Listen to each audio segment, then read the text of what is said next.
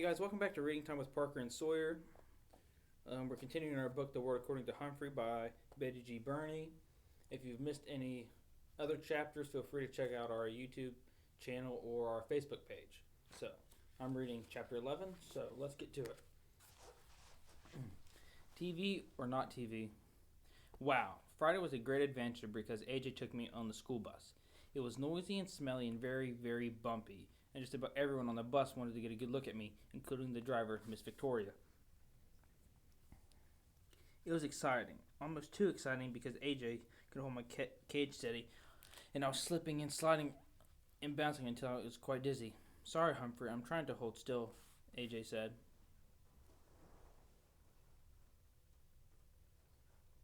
Well, sorry, Humphrey, I'm trying to hold still, AJ told me as someone bumped his elbow and sent me sprawling on the floor of my cage. It's alright, I squeaked weakly. The bus let us off close to AJ's house. It was a two-story old house with a big porch. As soon as I entered, I got a warm welcome from AJ's mom, his younger brother Ty, and his little sister Deely, and his baby brother Bo.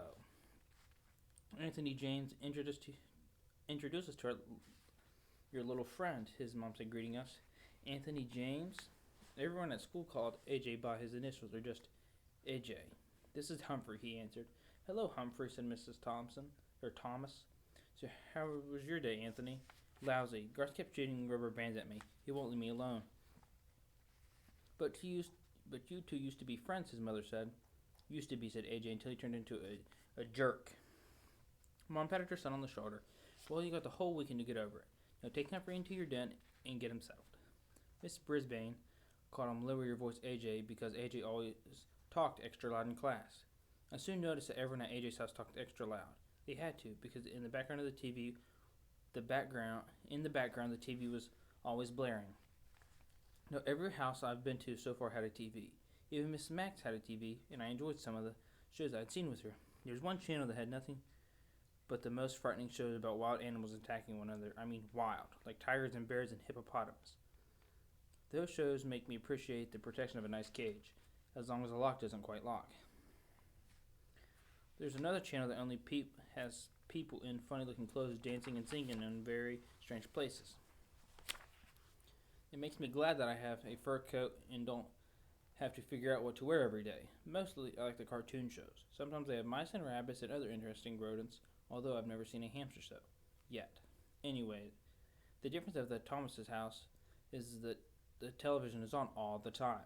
There's a TV on a table across from a big comfy couch and a big comfy chair, and someone's almost always sitting there watching. I know because they put my cage down on the floor next to the couch. I had a very good view of the TV. I can always hear the TV though because AJ's mother had the radio in the kitchen, which was blaring most of the time while she cooked or did crossword puzzles or talked on the phone. No matter what she did, the radio was always on. When AJ's dad came home from work, he plopped down on the couch and watched TV while he played with the baby. Then AJ and Ty plugged in some video games and played while Dad watched. Deely listened to the radio with her mom and danced around the kitchen. When it was time for dinner, the whole family took plates and sat in the den so they could watch TV while they ate. Then they watched TV some more. They made popcorn and kept watching. Finally, the kids went to bed, the baby first, then Deely, and later Ty and AJ. That day, they were all in their room. Mr. and Mrs. Thompson kept watching TV and ate some ice cream. Later, Mrs. Thomas yawned and said, I've had it, Charlie. I'm going to bed and I suggest you do too, she said. But Mr. Thomas just kept on watching. Or at least he kept on watching until he fell asleep on the couch. I ended up watching the rest of the wrestling match with him. Or without him. Unfortunately, the wrestler I was rooting for, Thor of Glore, lost. Finally, Mr. Thomas woke up, yawned, flicked off the TV, and went upstairs to bed. Peace at last. But the quiet only lasted about 10 minutes. Soon Mom brought Bo downstairs and gave me a bottle while she watched TV. When Bo finally fell asleep, Mrs. Thomas yawned and flicked off the TV. Blessed relief. 5 minutes later, Mr. Thomas returned. Sorry, hamster, can't sleep, he mumbled to me as he flicked on the remote. He watched and watched and then dozed off again, but the TV stayed on, leaving me no choice but to watch a string of commercials for car waxes, weight-reducing programs, exercise machines, and red hot harmonica classics. The combination of being nocturnal and being bombarded with sight and sound kept me wide awake. At the crack of dawn, Deely tiptoed into the room, dragging her dragging her doll by its hair, and switched to a cartoon show about princesses.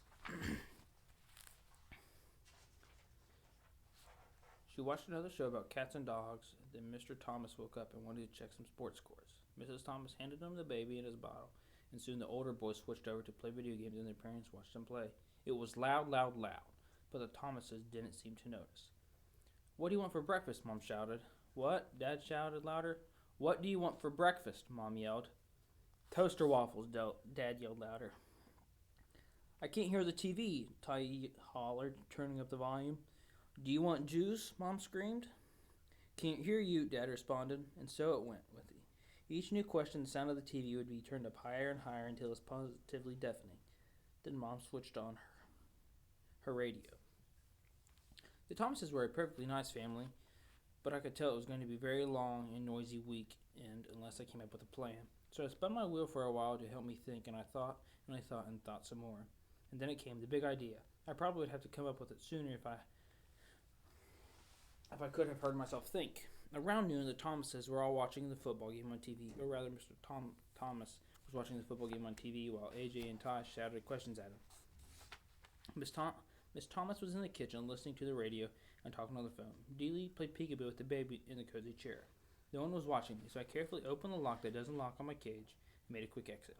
Naturally, no one could hear me skittering across the floor as I made my way around the outside of the room, over to the place behind the TV cabinet. Then, with a great effort, I managed to pull out the plug, one of the most difficult feats of my life. The TV went silent. Beautifully, blissfully, silently silent. So silent I was afraid to move. I waited behind the cabinet, frozen. The Thomases stared at the TV screen as the picture slowly went dark. "Todd, did you hit the remote?" Mr. Thomas asked. "Nah, it's under the table." "Anything to go? Turn on that thing on again," Mr. Thomas said. AJ jumped up and hit the power button on the TV. Nothing happened. "It's broken," he exclaimed. Mrs. Thomas rushed in from the kitchen. "What happened?" Mr. Thomas explained that the TV had gone off, and they discussed how old it was, whether it had a guarantee, and if Mr. Thomas could fix it. Everything was fine, and it went off, just like that. "I guess we better take it to get it fixed," Mr. Thomas said. "How long will it take?" Dealey asked in a whiny voice. "I don't know," her dad replied. "How much will it cost?" Mrs. Thomas asked. "Oh yeah," her husband said. "I forgot. We're a little low on funds right now." The baby began to cry. I thought the rest of the family might start crying too. "Well, I get paid next Friday," Dad said. AJ jumped and waved his hand. "That's a whole week away." "I'm going to Grandma's house. Her TV works," said Ty. "Me too," Dealey chimed in. "Grandma's got her bridge club over there tonight," Mom said. "I know," said Dad. "Let's go to a movie." "Do you know how much it costs to go to a movie?" Mom asked. "Besides, we can't take the baby." "Oh." They whined and bickered for a while. They got so loud I managed to scamper back to my cage unnoticed. Then I guess I dozed off. Remember, I had hardly had a wink of sleep since I had arrived. The bickering was a nice, soothing background after all that racket. I was only half asleep when the squabbling changed. "But there's nothing to do," Dealey whined. Her father chuckled. "Nothing to do? Girl, my brothers and I used to spend weekends at my grandma's house, and she had never had a TV. Wouldn't allow it." "What did you do?" AJ asked. "Oh, we were busy every minute," he recalled. We were playing cards and board games and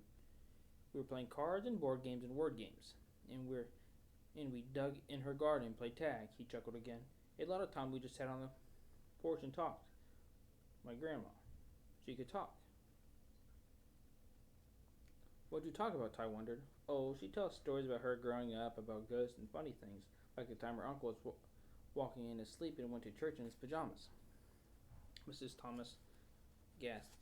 "Oh, go on now, Charlie. I'm telling you what she told us. He woke up in the middle of the service, looking down, and there he was, in his blue and white striped pajamas." I let out a squeak of surprise, and all the kids giggled. Then Mrs. Thomas told us a story about a girl in her class who came to school in her slippers by accident one day. "Yes, the fuzzy kind," she explained, with a big smile. They talked, and Dad got out some cards, and they played a game called Crazy Eights, and another one called Pig, where they put their fingers on their noses and laughed like hyenas. When both fussed, they took turns jiggling on their knees. After a while, Miss Thompson guessed, "Goodness sakes, it's an hour past your bedtimes." The children all groaned and asked if they could play. cards tomorrow. In a few minutes, all the Thomases had gone to bed, and it was quiet, quiet, quiet for the first time since I had arrived.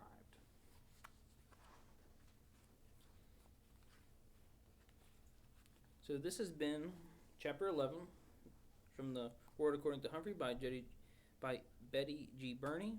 I'm Parker, and we hope to see you next time.